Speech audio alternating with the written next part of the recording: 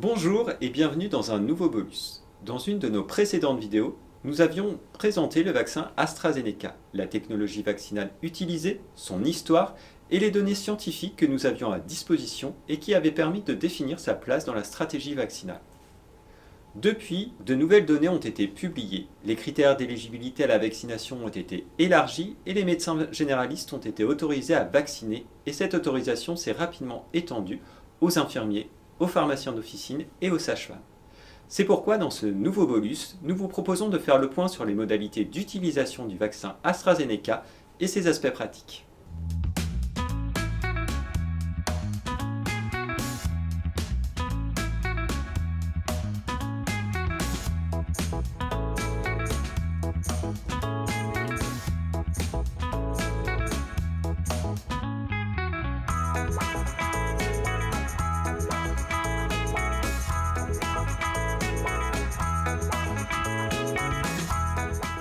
Le vaccin AstraZeneca est conditionné en flacon multidose et contient, selon l'AMM, 10 doses de 0,5 ml. Comme nous l'avions évoqué dans un de nos précédents bolus concernant le vaccin Pfizer, les vaccins multidoses contiennent un volume plus important de solution que de nombre de doses indiquées dans le RCP. C'est donc également le cas pour le vaccin AstraZeneca.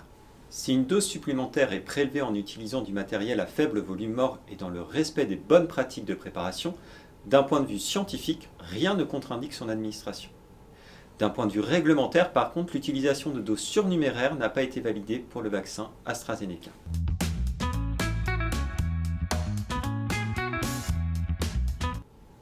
Les conditions de conservation du vaccin AstraZeneca sont relativement simples, mais il est tout de même important de bien les connaître pour en garantir sa bonne utilisation.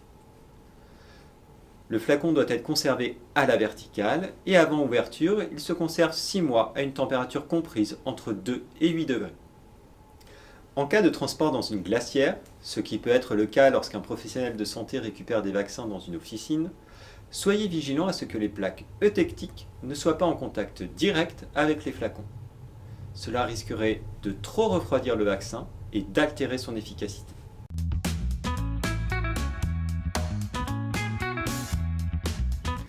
Le RCP précise qu'après la première percussion du flacon, la stabilité physico-chimique a été démontrée pour une période de 48 heures entre 2 et 8 degrés. Au cours de cette période, le produit peut être conservé et utilisé à des températures inférieures à 30 degrés pendant une seule et même période de 6 heures. En pratique, il s'agit ici de données de stabilité physico-chimique dans le flacon.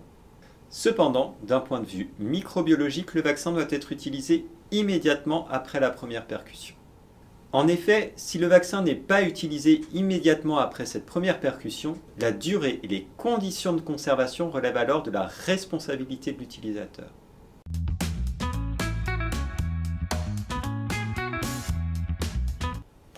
Voyons à présent les étapes à suivre de la préparation à l'administration au patient.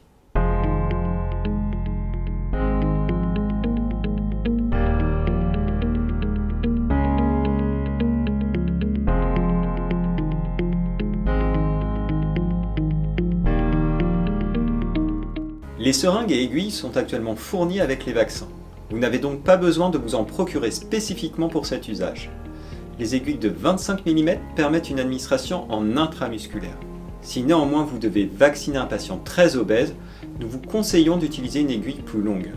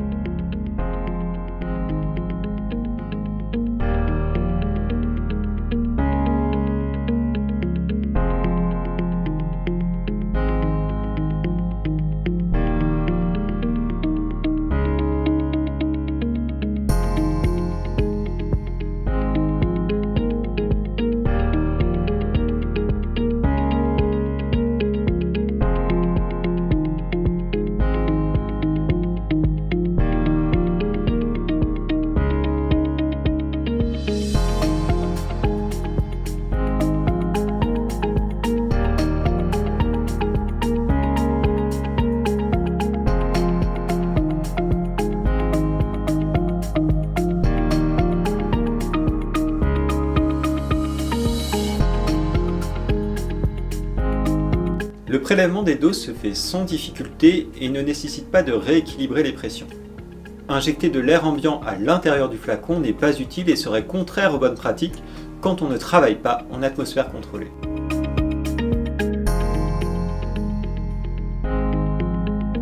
En début de vidéo, nous vous avons précisé qu'il fallait conserver le flacon à la verticale. Or, vous l'avez vu ici, vous pouvez retourner le flacon pour prélever. En effet, s'il est conseillé de le conserver à la verticale, c'est pour éviter une potentielle adsorption du vaccin sur le septum en cas de contact prolongé. Ce n'est donc pas le cas lors de la préparation.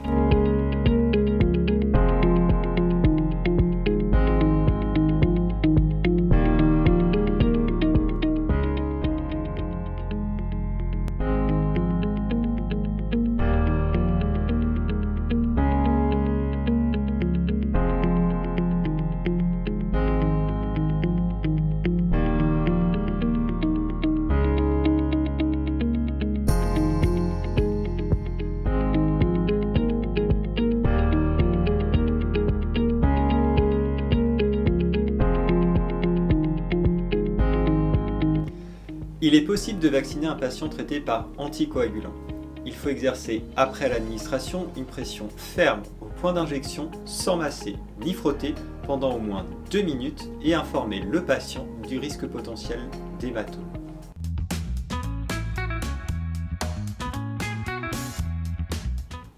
Une fois l'injection réalisée, l'élimination du matériel suit le circuit des dasseries et ne demande pas de précautions particulières.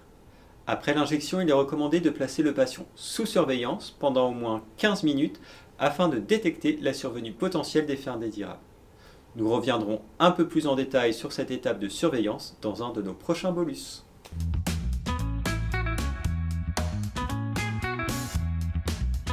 Nous vous recommandons d'administrer le vaccin de façon extemporanée et de ne pas préparer les 10 seringues à l'avance. En pratique, cela implique une planification des vaccinations pour pouvoir administrer toutes les doses d'un même flacon sur une plage horaire limitée. Merci d'avoir regardé cette vidéo et à bientôt pour l'administration d'un nouveau bolus.